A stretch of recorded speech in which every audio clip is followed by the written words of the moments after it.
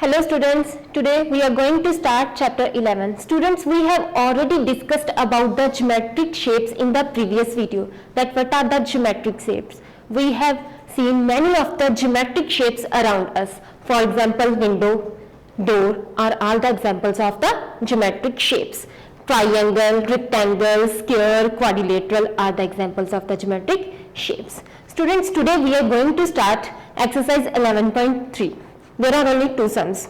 First is, you have to observe the patterns that how many, this is the rectangle tile and this one is the square. Observe the figure and how many tiles are required to complete the figure. How many rectangle tiles and how many square tiles are required. Students, here one rectangle tile and one square tile required to complete the figure. So the answer is one rectangle tile and one square tile. Students, in the next sum, figure is given of the triangle and in the lower also figure is given. You have to match. Triangle is figure is given and the next one is also the triangle figure. Now let's do the exercise 11.6, that is symmetry. Students, what is symmetry? For example, this is a paper. If we fold the paper into two equal halves and each half match each other, then if you open, this line is called the line of symmetry because this line divides the paper into two equal halves. Next, students, 11.6 first part.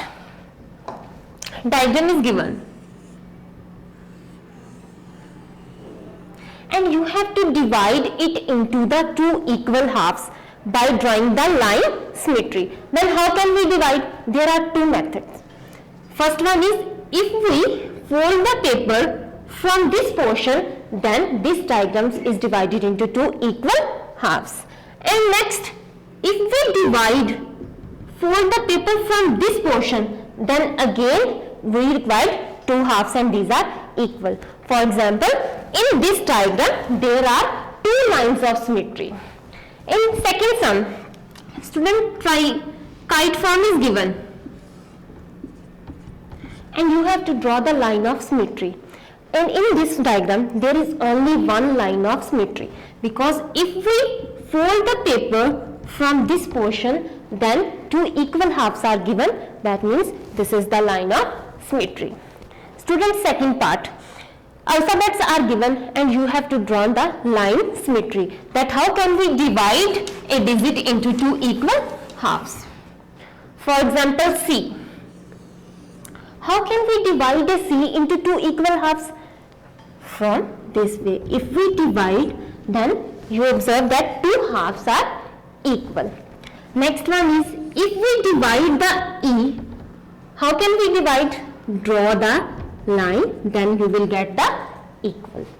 Student, next, third, list all the letters of English alphabet which have no line symmetry. Some letters are present that have no line symmetry. For example, F having no line of symmetry. If we divide from this part, then no two equal halves are given. If we divide from this, again two halves are not given.